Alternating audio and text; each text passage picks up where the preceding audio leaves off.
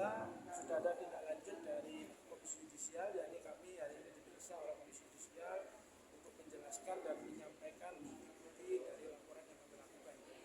Itu terkait dengan di Badan Pengawasan Hakim di Mahkamah Agung, sampai sejauh ini kami belum mendapatkan informasinya secara jelas dan progresnya sampai sejauh mana. Itu juga menurut saya sangat memprihatinkan ya, karena kita tahu Komisi Yudisial yang tidak berada di dalam satu naungan dengan Mahkamah Agung sudah bergerak dengan respon yang cukup baik, cepat menurut saya, tapi kenapa di Badan Pengawasan sampai sekarang kami belum terupdate.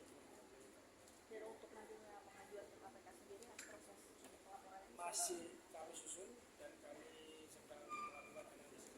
Jika memang sudah siap, kami akan segera melaporkan ke pihak tersebut. sedang masih proses. Dan sedikit kita robek gitu terlebih dahulu, Mas. Sejauh ini pelaporan yang disampaikan seperti itu terkait hakimnya sendiri, apakah mencakup dugaan dari 24 perkara yang sering diterbahas diperbincangkan seperti itu, atau ada bukti-bukti baru yang ditujukan untuk dalam pelaporan ini? Ya tentunya yang kami sampaikan, kami hanya berkesimpulan berdasarkan alat bukti yang kami miliki, artinya bersesuaian dengan bukti fakta-fakta kejadian yang ada di persidangan, bagaimana kemudian fakta-fakta tersebut tidak diakui oleh majelis hakim yang dalam pertimbangannya kemudian membebaskan si tersangka GRT. Tentu di sana akan timbul banyak aspek, artinya banyak indikasi atau penilaian-penilaian dari berbagai macam masyarakat ya, terutama kami juga di kuasa hukum. Kita tahu bahwasanya kita mengharapkan adalah peradilan yang bersih, berkeadilan, dan di Indonesia ini bebas dari tindakan-tindakan korupsi. Makanya kita juga tidak sepakat dengan adanya mafia-mafia peradilan. Itu sangat aneh. Mungkin ini adalah putusan pertama di Indonesia bagaimana seorang yang diduga melakukan penganiayaan dan pembunuhan. Saya balik ya, yang pertama melakukan pembunuhan disertai penganiayaan, kemudian menyebabkan meninggal korbannya. Kemudian si tersangka ini diputus bebas dengan alat bukti yang sudah cukup jelas dan nyata. Karena tadi juga sudah diputar kembali rekaman CCTV yang menurut majelis hakim, di dalam CCTV itu tidak terlihat peristiwa pidana. Padahal jelas sekali tadi, sudah sangat jelas CCTV yang diputar itu menjelaskan bagaimana terdakwa ini melindas korban hingga korban itu terseret sejauh 5 meter. Kemudian tersangka ini tidak melakukan pertolongan, tapi malah melakukan perekaman. Dan artinya ini sangat-sangat ironis terjadi di Republik kita.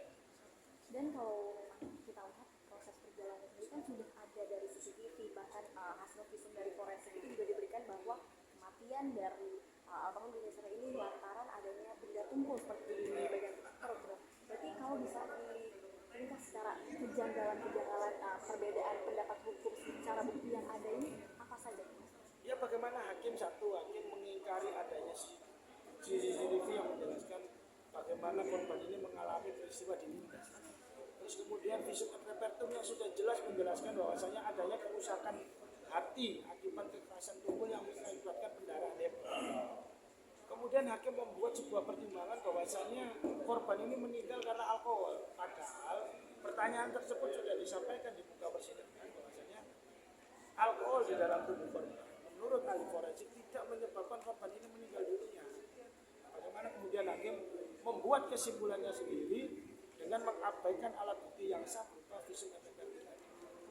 Sampai vonis yang ditetapkan pada Juli kemarin berjalannya persidangan dari sejak awal, ada kejanggalan mungkin yang sudah diketahui oleh pihak kuasa hukum ataupun intimidasi. Pernah saya baca juga bahwa keluarga sempat didatangi sejumlah orang seperti itu. Apa saja yang menjadi kejanggalan maupun intimidasi yang sudah diterima kuasa hukum maupun keluarga?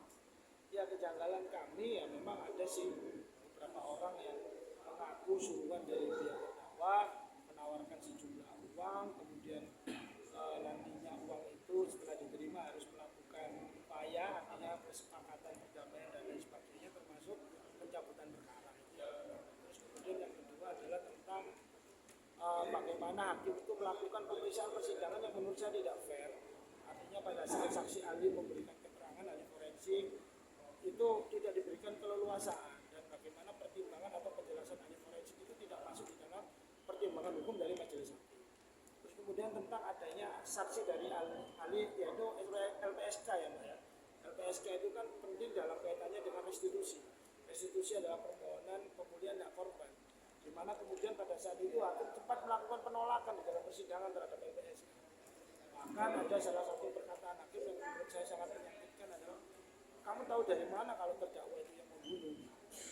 Kami aja belum tahu kalau terdakwa itu yang membunuh. Nah, ini sangat-sangat ironis ya, karena kita tahu proses hukum ini berjalan itu mulai dari tingkat kepolisian, yaitu penyidikan, kemudian masuk kepada tahap P21 di kejaksaan, yang kemudian itu dipersidangkan. Artinya tidak tiba-tiba perkara ini disidangkan tanpa sebuah proses. Artinya ada proses yang panjang, namun dalam persidangan hakim mengungkapkan kata-kata demikian, ini kan sangat-sangat ironis.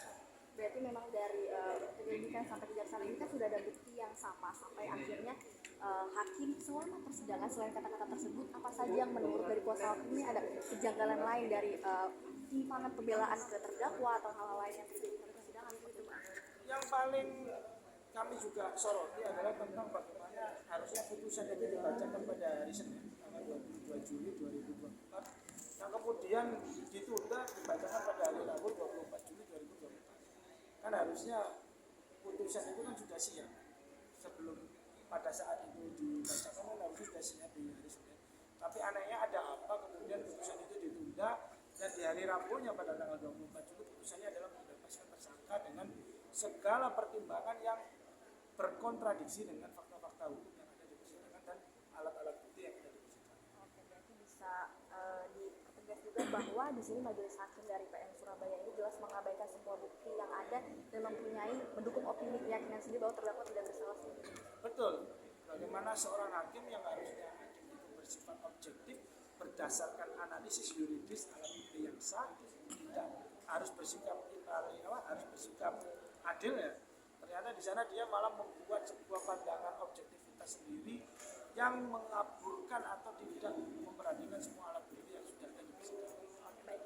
Sedikit meminta waktunya lagi Mas Dimas, ini ada mungkin sekitar 3 pertanyaan lagi seperti itu. Nah ini kan sejauh ini majelis hakim ini berkeyakinan bahwa almarhum ini meninggal karena kerap mengonsumsi alkohol dan seperti itu. Nah boleh dijelaskan kembali dipertegas dari kuasa hukum bukti-bukti yang menguatkan bahwa memang meninggalnya dari almarhum Dini Sera ini karena dilindasnya oleh Roni sendiri, seperti itu. Boleh diperjelas bukti-bukti baru atau apa saja yang keyakinan kuasa hukum miliki? Jelas di visum et repertum sudah dijelaskan meninggalnya korban adalah akibat kekerasan ataupun menyebabkan kerusakan hati dan mendarah hebat. Ditambah lagi adanya bekasan lindasan ban di lengan dari korban yang kemudian dikuatkan dengan rekaman CCTV yang secara jelas menunjukkan adanya aktivitas pelindasan korban ini dilindas kemudian terseret. Artinya itu semua sudah didukung dengan kekuatan keterangan saksi-saksi yang ada di lokasi kejadian. Apalagi yang diragukan oleh hakim, dan saya meyakini bahwasanya di sini adalah pembunuhan murni. Di sini pembunuhan murni bukan karena alkohol yang diasumsi. Bukan. Dan peran di sini kan menjadi menarik juga ada peran dari ayah Ronald Tanur juga nih. Apakah dari kuasa hukum juga memiliki kecurigaan ada permainan di sini? Saya tidak dalam rangka mengkritisi siapa latar belakang daripada orang tua daripada terdakwa ya. Tapi pada dasarnya kita tahu ya, pada saat terdakwa saja dinyatakan bebas, teman-teman media yang ingin melakukan liputan ke rumahnya saja dengan lingkungan yang sangat eksklusif tidak bisa masuk. Artinya di situ kan kita lihat disparitas kesenjangan sosial yang sangat jauh, di mana korban, keluarga yang tidak mampu, tidak mendapatkan perlindungan, tapi orang dengan posisi hukumnya mendapatkan eksklusivitas. Tapi selama saat di dalam tahanan proses persidangan berlanjut seperti itu Mas, ada kejanggalan yang mungkin Ronald Tanur memiliki ke eksklusivitas itu Mas, yang mungkin masih Mas tahu? Ya, itu menjadi catatan kami ya. Jadi kalau kami sampaikan ke media menurut kami tidak etis, tapi memang ya eksklusivitas itu menurut kami ada ya pada saat kita contohnya ya itu tadi teman-teman media ingin tahu aja lah posisi terdakwa itu sekarang bagaimana dan di mana. Kalau memang dia warga negara yang baik, apa salahnya memberitahukan gitu dan menjawab di rekan-rekan media. Dan yang terakhir tadi juga sebelum bertemu dengan Mas Dimas tadi saya sempat berbincang dengan ahli pidana UI juga terkait kasus ini dan membahas kemungkinan bagaimana kasus dengan kasus yang sama, karena ini kan sudah ingkrah posisinya ya Mas. Belum. Belum, tapi kan akan proses seperti itu. Nah, apakah nanti selain dengan penuntutan untuk kuasa hakim ini akan ada rencana untuk eksaminasi nantinya seperti itu Mas? Ya, kami sudah mengajukan beberapa permohonan eksaminasi. Dan nanti kalau memang ada kampus yang berkenan bisa menerima kami dengan permohonan kami, alhamdulillah kami sangat mendukung eksaminasi. Artinya jangan sampai di ruang peradilan yang ada di negara ini tercipta lagi putusan-putusan yang seperti ini yang bisa merugikan banyak manusia, terutama perempuan. Kita tahu korban ini perempuan yang dilindungi secara undang-undang, dia meninggal dengan luka penganiayaan yang cukup banyak di tubuhnya, kemudian tersangkanya dibebaskan. Tentu jika putusan ini bergulir di Indonesia menjadi sebuah jurisprudensi, maka di sini seluruh perempuan di Indonesia bisa saya katakan hidupnya dalam ancaman. Jadi bisa saya simpulkan ya, selain memang menuntut terkait peran hakim di sini, ada juga nantinya akan menuntut terkait eksaminasi terhadap korban. Dan yang terakhir kan Mas mungkin harapannya ini sudah melakukan juga ke Badan Awas Mahkamah Agung, bahkan kali juga dan nantinya akan ke KPK. Harapan terakhir apakah kemungkinan dalam proses cepat agar ini cepat terselesaikan atau seperti apa bisa mungkin disampaikan Mas? Harapan saya adalah semua institusi peradilan yang ada di Republik ini bisa mengatensi kasus ini, memberikan keputusan yang seadil-adilnya dan penegakan hukum yang seadil-adilnya, baik putusan terhadap perkara yang ada di Pengadilan Negeri Surabaya, termasuk putusan terhadap laporan kami terhadap 3 majelis hakim. Jika memang ditemukan pelanggaran kode etik, maka hukum dengan sanksi kode etik yang seberat-beratnya. Jika memang ada pelanggaran tindak pidana, maka lakukan proses hukum, yakni penindakan secara hukum kepada 3 majelis ini dengan sebaik-baiknya. Dan selain tuntutan untuk 3 majelis, ada harapan tuntutan agar Ronald Tanur kembali dalam penjara? Kami menghormati proses hukum dalam proses kasasi dan kami yakin majelis hakim yang memeriksa di tingkat kasasi dapat memutus seadil-adilnya dengan fakta-fakta yang objektif, dan kami berharap majelis hakim di tingkat kasasi menuntut menghukum terdakwa ini dengan hukuman yang seberat.